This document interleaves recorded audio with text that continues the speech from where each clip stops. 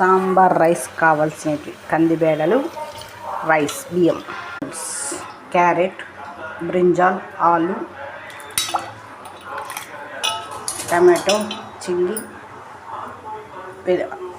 ఎర్రగడ్డ, పోపు దినుసులు, టమోటా, పచ్చిమిర్చి, లేడీ ఫింగర్, ఆనియన్. బాగా ఫ్రై చేయాలి. రాళ్ళుప్పు ఆరోగ్యానికి చాలా మంచిది. 1 స్పూన్ నెయ్యి. రైస్ వేసేద్దాం.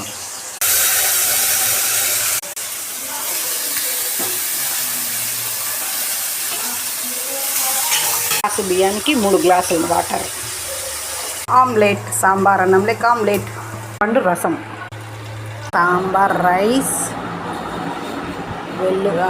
Onions, omelette.